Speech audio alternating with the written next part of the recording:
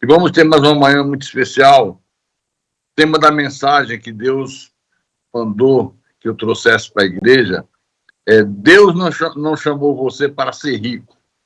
Ele chamou você para ser santo. Preste atenção nessa palavra.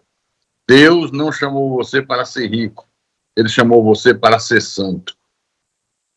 O texto que vai ancorar essa mensagem, vai dar respaldo a esse tema, está em 1 Coríntios, capítulo 1, versículo 2.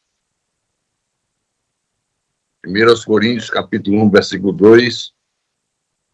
Paulo recebe o evangelho da graça e ele vai passando esse evangelho através das cartas pastorais, das cartas para a igreja.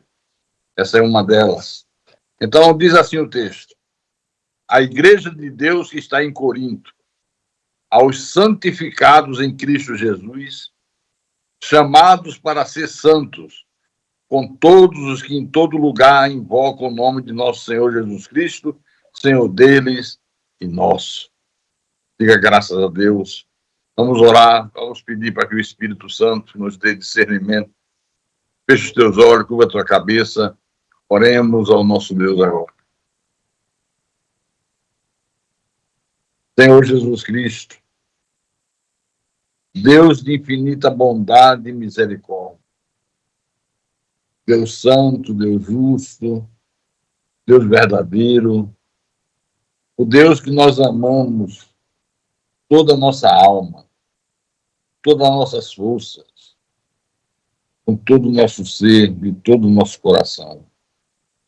O Deus que nos chamou das trevas para a sua maravilhosa luz, que nos deu vida quando nós estávamos mortos dos delitos e pecados. Por isso estamos hoje aqui. O teu Espírito nos trouxe essa manhã, porque ele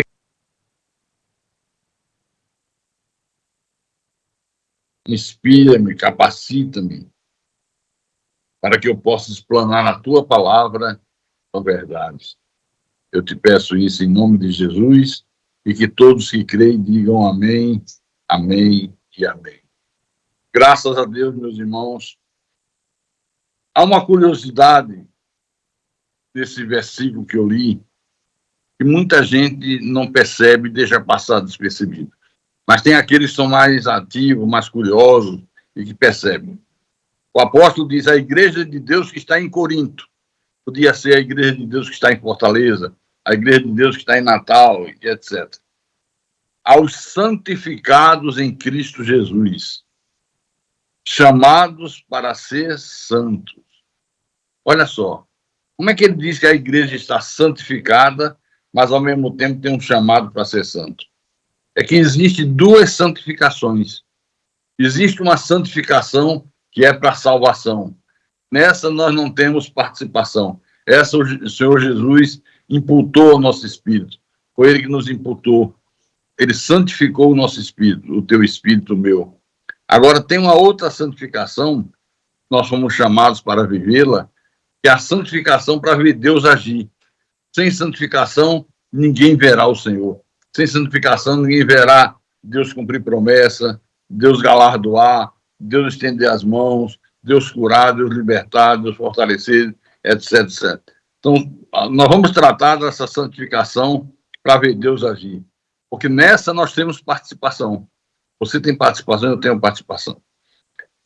Agora, a falta de conhecimento da verdade sagrada tem possibilitado, meus irmãos, que muitas heresias sejam introduzidas no mundo espiritual evangélico. Elas são introduzidas visando induzir as pessoas ao erro. Você veja, uns ensinam que Deus nos chamou para sermos ricos, para comer as melhores comidas, diz que Deus nos chamou para que você possa ter uma vida na babesca, vestir as melhores roupas, morar em mansões, possuir os melhores automóveis. Isso você ouve todo dia na televisão, no rádio, essa heresia destruidora. Outros dizem que Deus nos chamou para viver uma vida sem problemas, sem doenças, sem sofrimento, sem luta, sem tristeza. Isso vai acontecer no novo céu, na nova terra. Aqui agora, não. Nesse mundo, é impossível viver uma vida assim. E tem ainda aqueles que dizem que Deus nos chamou para conquistar coisas, para realizar sonhos, para viver uma vida sobre modo excelente. Eu poderia citar muitas outras coisas, mas eu vou me ater a essas que eu citei até agora. Então, eu quero dizer para você nessa manhã que nada disso é verdade. A verdade é que Deus nos chamou para sermos santos. Diga, Deus nos chamou para sermos santos. Aí alguém diz assim, mas pastor Carlos, nós temos que aproveitar a vida, desfrutar do melhor dessa terra, pois a vida é curta, pastor. Temos que aproveitar. Alto lá, você está esquecendo de alguma coisa. Ou você não leu na Bíblia ou esqueceu. Porque nós somos eleitos de Deus não para viver desfrutando o melhor dessa terra. Não temos que aproveitar a vida porque a vida é curta. Para nós que somos de Deus, eleitos, predestinados, a vida não é curta, ela é eterna. Não tem vida curta, é eterna. Isso é uma heresia sem fim.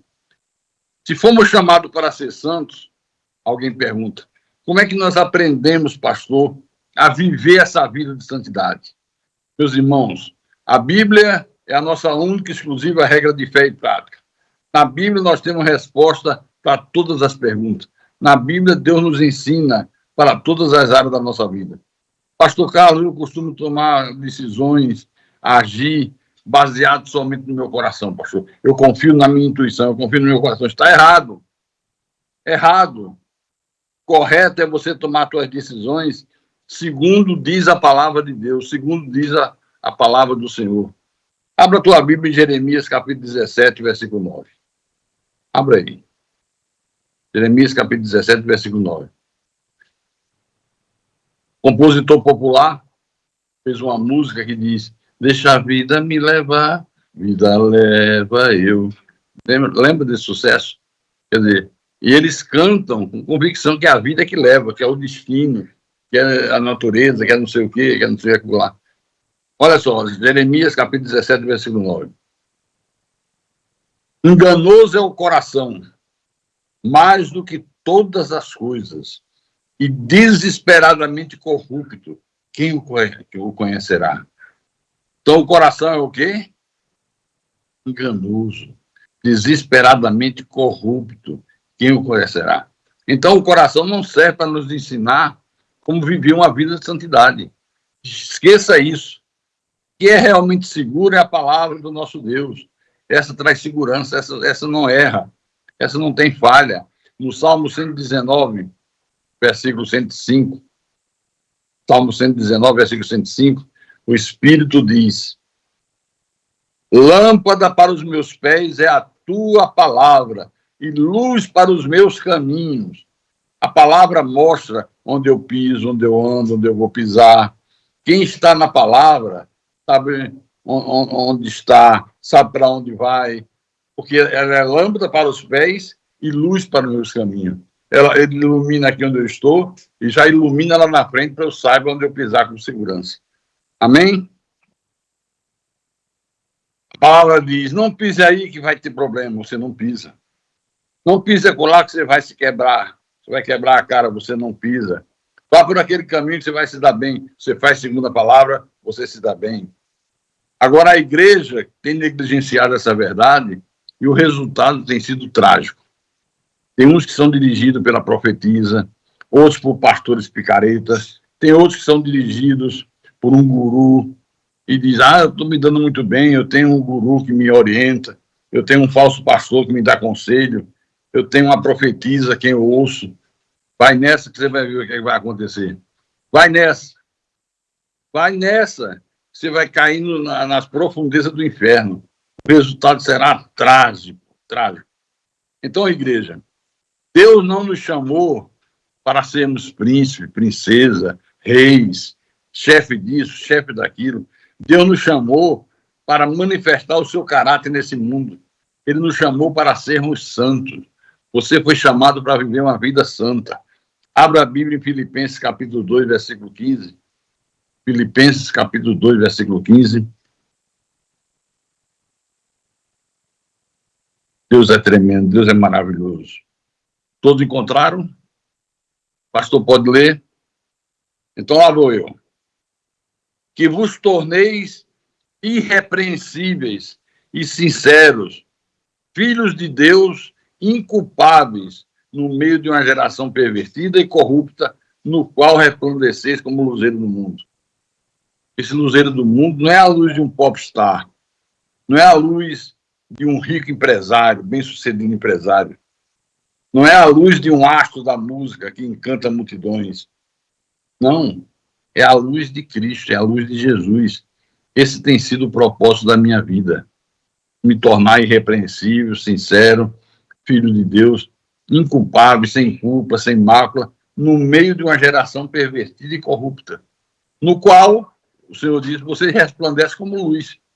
Uma geração de trevas, tudo na escuridão, mas quando você chega, a luz de Deus brilha sobre eles. Fica graças a Deus. Agora, o sistema do anticristo aproveitou a falta de conhecimento, que é notória na maioria do povo de Deus, e criou a teologia do engrandecimento do eu, a teologia do massageamento do ego. O ego se manifestou na casa de Deus, infelizmente. Você pede a um irmão, você dá para você dar uma ajuda aqui para varrer o templo? O irmão diz, eu não fui chamado para ser sandália. Eu não fui chamado para ser sandália. Outro diz, eu não fui chamado para ser cauda, fui chamado para ser cabeça. Isso é ego. Então, o ego se manifestou dentro da igreja, infelizmente. Hoje o que nós temos visto é o evangelho da autoexaltação, o culto ao desejo por bens materiais. Isso se tornou uma febre. A Bíblia ensina você a matar a carne, a crucificar os desejos da carne.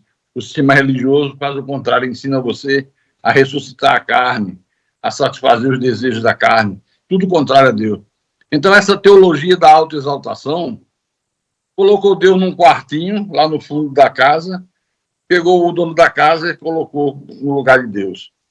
Por isso que o sistema religioso dá tanto valor ao livre-arbítrio. Eles brigam quando você fala que o homem não tem livre-arbítrio. Isso é uma heresia destruidora. O homem, quando nasce, já nasce morto espiritualmente. Veja aí em Romanos, capítulo 3, versículo 10 em diante. Romanos, capítulo 3, versículo 10. Posso ir? Vamos lá, vai. Como está escrito, olha, está escrito, não há justo, nenhum sequer. Não há quem entenda, não há quem busque a Deus, todos se extraviaram, a uns se fizeram inúteis, não há quem faça o bem, não há nenhum sequer. Se isso não for suficiente para mostrar que o homem não tem livre-arbítrio, não há justo, nenhum sequer, não há quem busque a Deus, tem coisa mais clara do que isso. Mas se você não acha suficiente, Jesus disse, as minhas ovelhas ouvem a minha voz, eu as conheço e elas usam o livre-arbítrio para decidir se me segue ou se não segue. É isso que está na Bíblia? Mas é isso que se ensina. Não, você tem livre-arbítrio, não é assim não. Você que decide se quer seguir Jesus, se não quer seguir Jesus. As minhas ovelhas ouvem a minha voz, eu as conheço e elas me seguem. Segue ou não segue? Segue. Em outra ocasião ele disse, não fostes vós que me escolhestes a mim, eu escolhi a vós outros. Ele nos escolheu, não fomos nós que escolhemos a ele. E para fechar de vez o caixão e sepultar esse cadáver do livre-arbítrio, leia Jeremias capítulo 1, versículo 5. Aqui fecha a tampa do caixão e enterra o livre-arbítrio. O Senhor diz ao profeta Jeremias, antes que eu te formasse no ventre materno, eu te conheci. E antes que saísses da madre, te consagrei e te constituí profeta às nações. Olha que coisa espetacular, que coisa maravilhosa. Antes que Deus formasse você no ventre da tua mãe, ele já te conhecia. Como é que pode isso? Porque você primeiro foi criado como um ser espiritual, à imagem e semelhança de Deus. Então ele te conhecia. Antes que você saísse da madre, antes que a tua mãe desse à luz, ele já te consagrou, já te constituiu um cristão, já estava determinado que você se converteria, que você ouviria a palavra, obedeceria a palavra, que você seria uma nova criatura. Diga graças a Deus.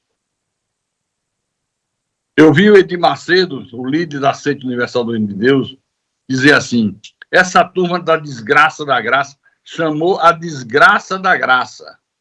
São um bando de incrédulos. Eles oram e no final dizem, mas que não seja feita a minha vontade, mas a tua vontade. E esse mensageiro do diabo ainda teve a coragem de dizer, isso é oração de incrédulo. Aqui não tem nada disso, não. Aqui nós colocamos Deus no canto da parede. Aqui a gente bota a faca no pescoço de Deus. E Deus tem que atender. Isso é fé. Esse negócio de seja feita a tua vontade, isso é coisa de incrédulo. Filho do diabo. Descendência da serpente. Mensageiro de Satanás. Abre em Tiago, capítulo 14. Tiago, capítulo 14. Acho que tem alguma coisa errada aqui.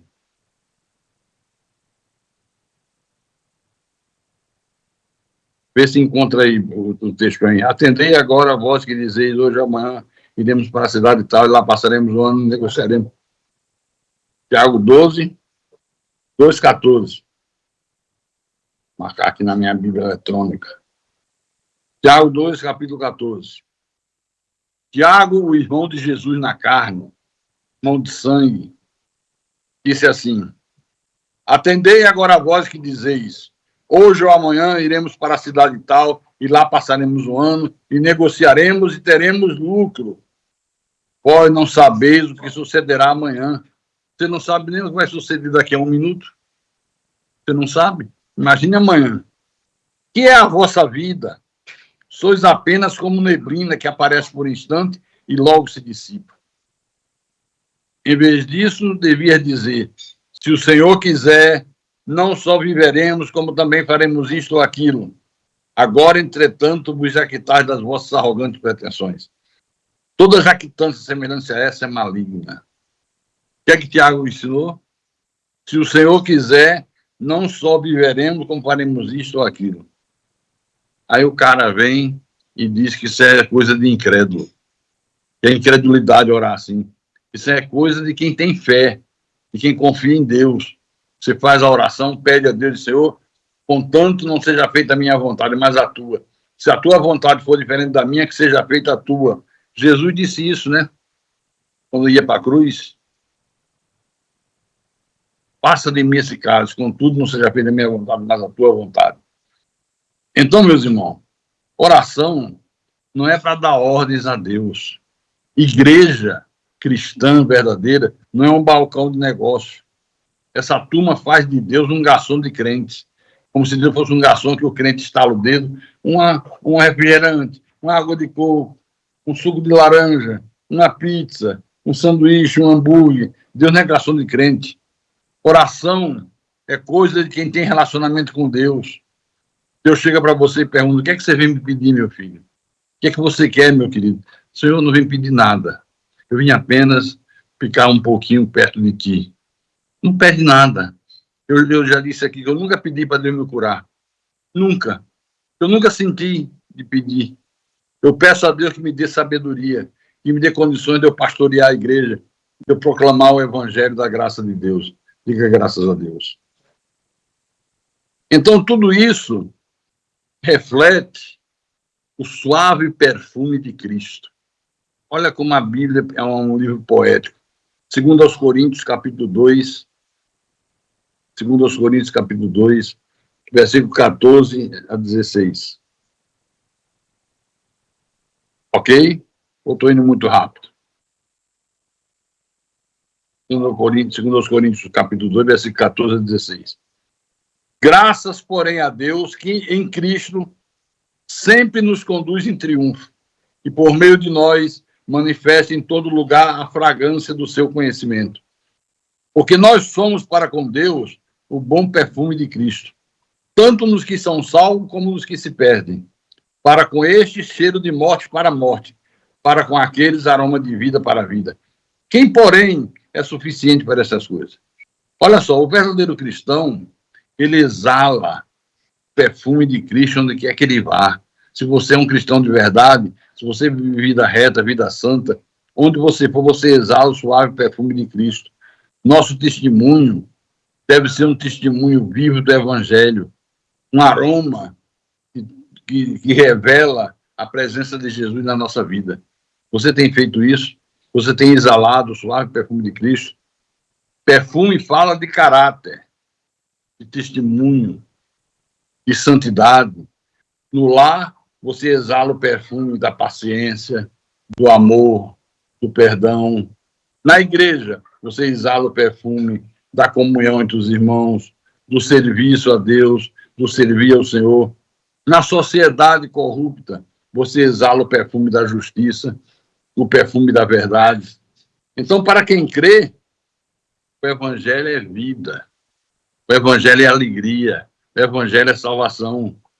Para quem não crê, cheiro de morte. Diga cheiro de morte. Quem não crê na verdade, pode ser o evangelho mais perfeito do mundo, é cheiro de morte. Rejeita a verdade. Quem rejeita a verdade sofre as penalidades do próprio evangelho, que o denuncia e o condena. Essa é a verdade da Bíblia. Então, irmãos, a mensagem de Jesus separa os filhos de Deus dos filhos do diabo. Separa os que atendem ao chamado dos que jamais serão chamados. A mensagem da graça de Deus separa os filhos do diabo dos que jamais serão chamados. Dos que são chamados, dos que jamais serão chamados filhos do diabo. Você lembra do ladrão arrependido e o outro blasfemo que foram crucificados ao lado de Jesus, um à sua direita e um à sua esquerda? Os dois ladrões estavam no mesmo ambiente, ao lado do Senhor, mas tiveram reações opostas ao mesmo perfume. O perfume estava ali, mas eles tiveram reações opostas. Um recebeu aquele suave perfume como o aroma de Cristo. Disse: Senhor, lembra-te de mim quando vier no teu reino. Outro, você ainda crê que ele é Deus, está aí morto, pendurado na cruz igual a gente, é igualzinho a nós, não tem valor nenhum, blasfemou de Deus, não deu a mínima para Deus. O outro respirou o suave aroma do Senhor Jesus Cristo. Amém? Então, o Senhor Jesus nos escolheu para sermos santos. Diga bem alto, santo. Mesmo quando nós somos rejeitados pela sociedade, nós continuamos vivendo uma vida de santidade.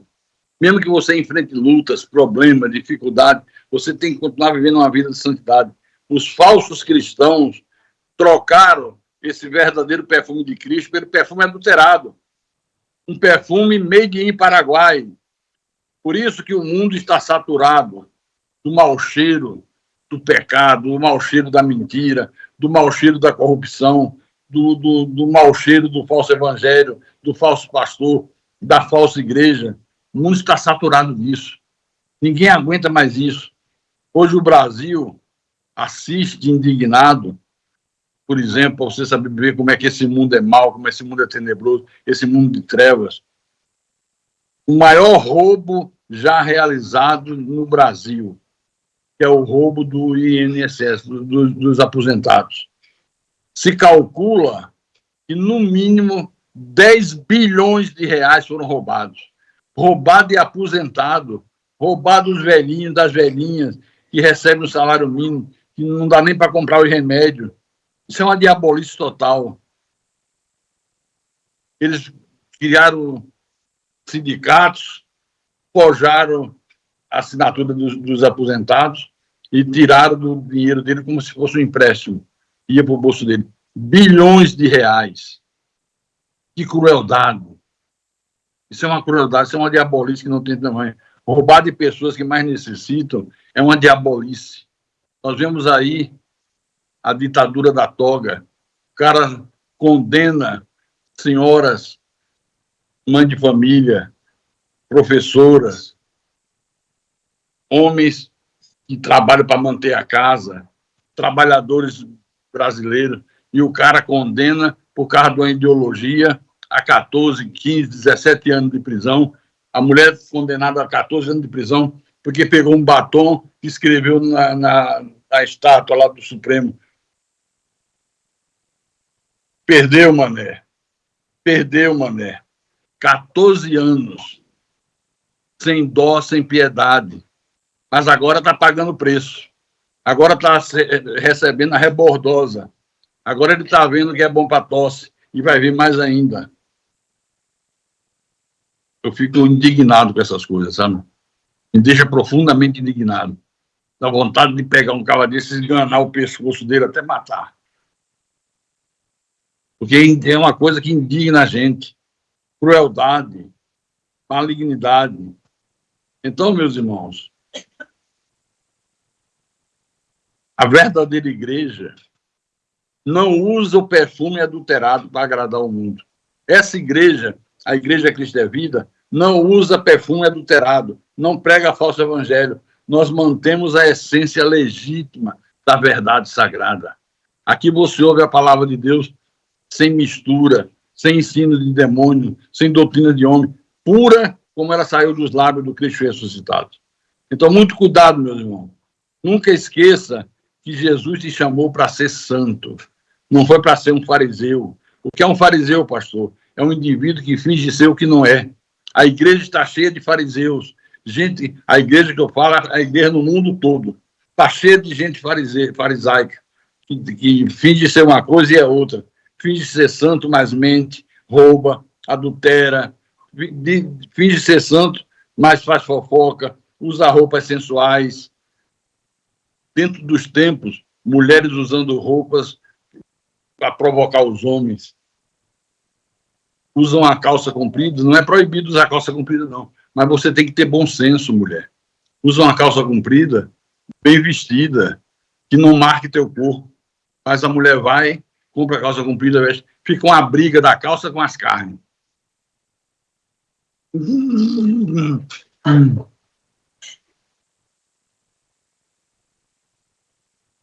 Mostrando a marca da calça íntima. Isso dentro das igrejas. Então, a verdadeira igreja não usa perfume adulterado. E quem faz isso é porque quer agradar o mundo. Meus irmãos, quem é de Deus, quem já recebeu vida, quem não está mais morto em delito de pecado, é obrigado a viver uma vida santa. Se não vive uma vida de santidade, não é de Deus, não tem nada a ver com Deus. Não importa as consequências, sua vida tem que ser santa. Você tem que viver conforme a palavra. Você não tem que se dobrar ao mundo. O apóstolo Paulo foi um homem de vida santa. Eu vou dizer a você, o que esse homem passou, o que esse homem sofreu, não foi mole, não. Paulo tinha todos os motivos para sair do barco, abandonar tudo. Eu lembro que quando eu saí da IURD, já faz muitos anos, alguns pastores, entre aspas, também saíram. E ao longo do tempo eu fui encontrando com eles ao longo das minhas viagens, do meu movimento, e todos, sem exceção, estavam no fundo do poço. Falava com um, como é que você está? Ah, pastor, não estou mais em igreja nenhuma, fiquei decepcionado, foi forte demais para mim, agora o cara estava solto no pecado, solto na buraqueira. Fiquei muito decepcionado. Será que Paulo teve motivo para ficar decepcionado? Teve. Mas ficou? Não. Abra aí 2 Timóteo. 2 Timóteo, capítulo 4, versículo 16. É um mimimi, uma safadeza. O sujeito nunca foi convertido, cai na lama do pecado, se lambuza todo, aí vem com o cara mais cínico. É porque eu fiquei muito decepcionado. É um mimimi. Esse negócio de... Fala que boca. Encontraram 2 Timóteo 4,16? Olha o que o apóstolo diz. Na minha primeira defesa, ninguém foi a meu favor. Antes, todos me abandonaram. Que isto não lhe seja posto em conta. Paulo estava em Roma, uma perseguição violenta, tocaram fogo em Roma, jogaram a culpa nos cristãos. É esse Paulo que provocou o incêndio. Esse Paulo não vale nada, esse Paulo é contra Roma, esse Paulo é contra o imperador, esse Paulo é um desgraçado. Paulo foi preso. Ficou preso, e quando chegou no dia do julgamento, em que ele foi condenado à morte, foi decapitado, ele disse, na minha primeira defesa, ninguém foi a meu favor. Todo mundo pulou fora. Todo mundo virou as costas. Deixaram ele sozinho. Antes, todos me abandonaram. Aí Paulo diz, indignado, que vão queimar no fundo do inferno. É isso que ele diz? que isso não lhe seja posto em conta. Não ficou indignado, não ficou com raiva, não ficou irado.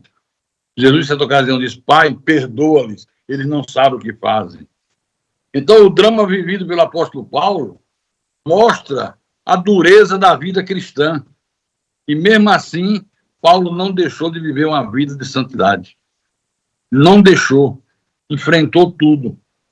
Então, meu irmão, em relação a Deus não é diferente. Eu vejo as pessoas dizendo que amam a Deus, que são santos de Deus, mas você observa, muitos não querem fazer sacrifício para obedecer a palavra. Muitos não querem fazer sacrifício para estar presente em todos os cultos. Gente que está dentro da igreja se diz santo de Deus, mas falta os cultos. Não faz sacrifício para manter a obra. Vive uma vida relaxada. Não guarda o dia do Senhor, mas se dizem santos. Paulo, o maior dos apóstolos, foi abandonado, preso, traído, ferido, esquecido, quase morreu afogado, picado por uma víbora, apedrejado, levou surra de vara, surra de chicote. Mas, apesar de tudo isso, Paulo preferiu ser perdoador do que guardar mágoa e rancor. Paulo preferiu ser perdoador. Isso é viver uma vida santa. Isso é viver uma vida de santidade. Então, na verdade, tudo isso fez com que ele dissesse, em Filipenses capítulo 4, versículo 11 a 13, marque aí na tua Bíblia, tudo isso fez com que esse homem de vida santa proclamasse ao mundo: digo isto não por causa da pobreza, porque aprendi a viver contente em toda e qualquer situação. Quando chegar o dia de você poder falar isso, hein? Aprendi a viver contente em toda e qualquer situação. Tanto ser estar humilhado, como também ser honrado. O que é que Paulo disse? Aprendi. Tem coisas que você aprende. Não é Deus que faz, é você que aprende. Então, na verdade, o que Paulo está dizendo aqui é que ele aprendeu a fazer do limão a limonada. Já ouviu falar isso? Pega o limão e faz a limonada. As coisas ruins que esse homem enfrentou serviram para torná-lo cada vez mais forte na sua fé. O moldaram como um homem forte. Espiritualmente, ele era um homem espetacular.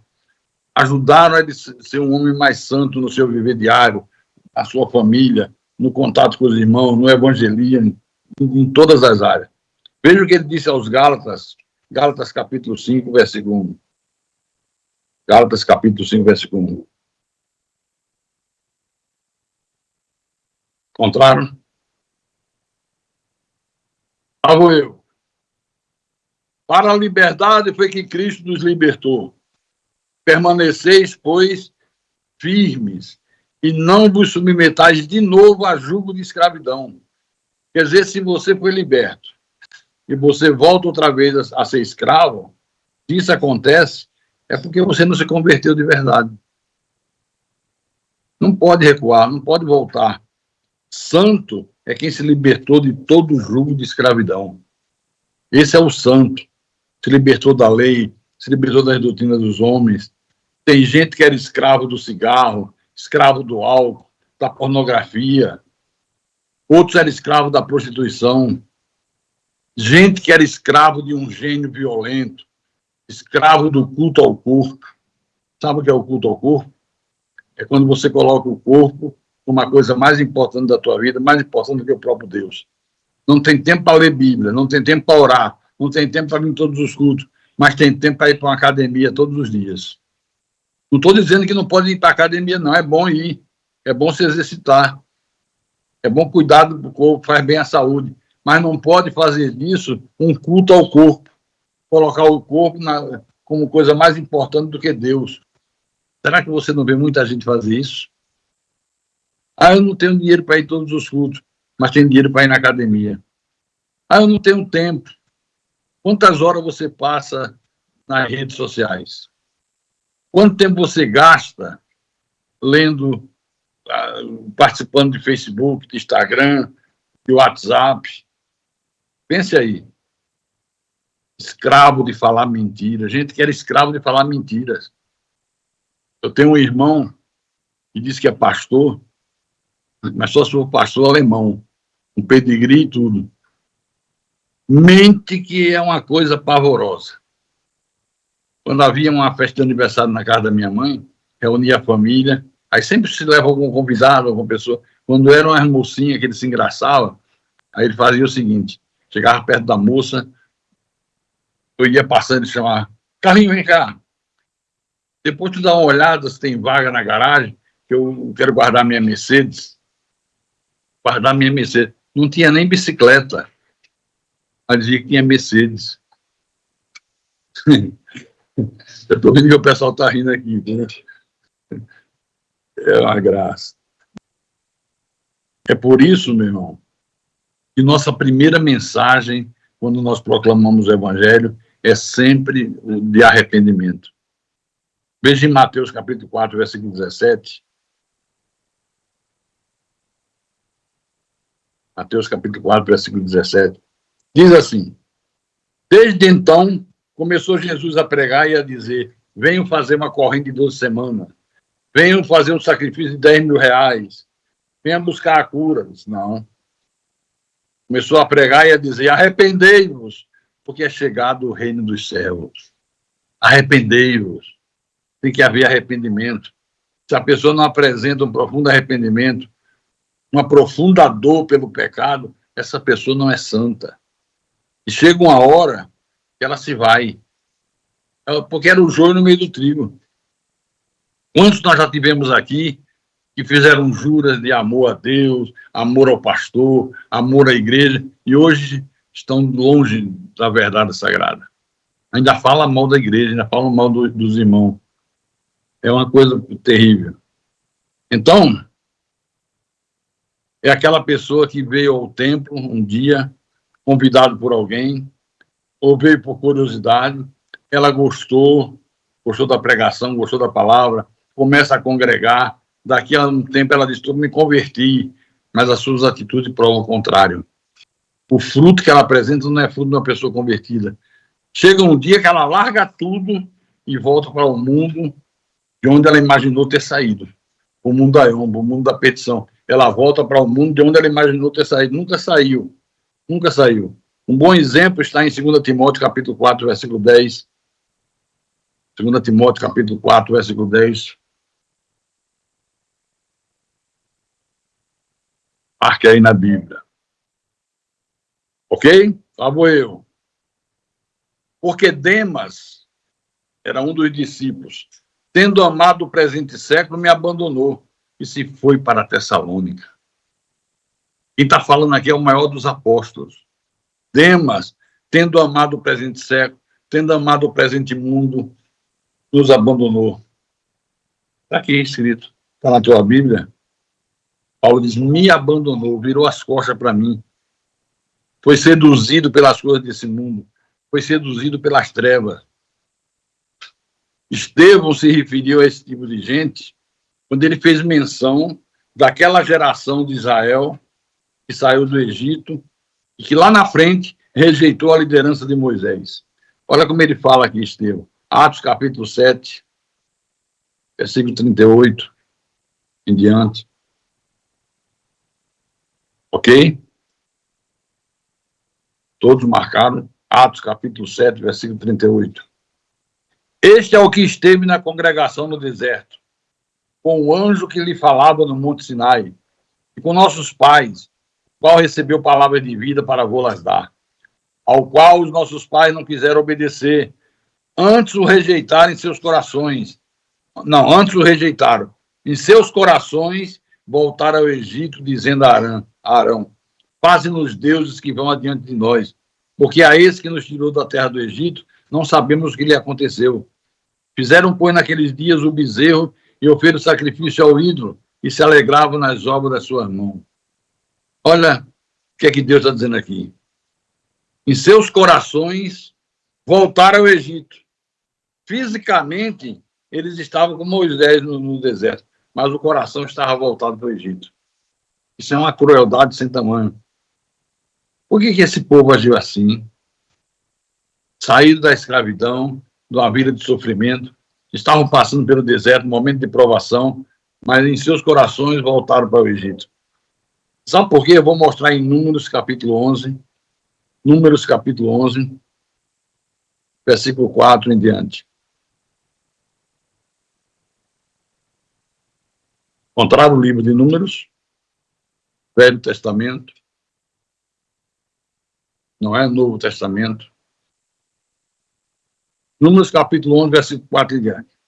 E o populacho que estava no meio deles veio a ter grande desejo das comidas dos egípcios. Quer dizer que não foi todo o povo. Teve um populacho que no meio deles passou a ter grande desejo das comidas dos egípcios. Pelo que os filhos de Israel tornaram a chorar e também disseram: quem nos dará carne a comer? Lembramos-nos dos peixes que no Egito comíamos de graça, dos pepinos, dos melões, dos alhos silvestres, das cebolas e dos alhos. Agora, porém, seca-se a nossa alma, e nenhuma coisa vemos senão esse maná. Desprezar o maná de Deus. Queremos carne, queremos peixe, queremos isso, queremos aquilo. No Egito, nós tínhamos tudo isso. Tem muita gente das igrejas agindo da mesma maneira que esse povo agiu. Gente que sente saudade das correntes, gente que sente saudade do sal ungido, da rosa ungida, do óleo ungido, da macumba, dos santos de gesso, das filosofias orientais. Tem gente que está dentro do templo, dentro de uma igreja, mas o coração está nessas coisas. Outros sentem saudade da bebida, das drogas, do sexo ilícito, dos shows profanos, das músicas imorais, pornográficas.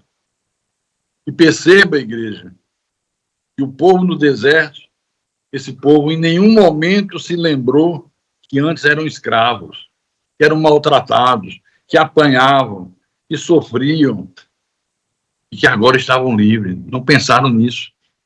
Foram libertos de um jugo pesado de escravidão. Eles iam ter uma terra para se estabelecerem com a família. Esqueceram tudo isso. Simplesmente esqueceram.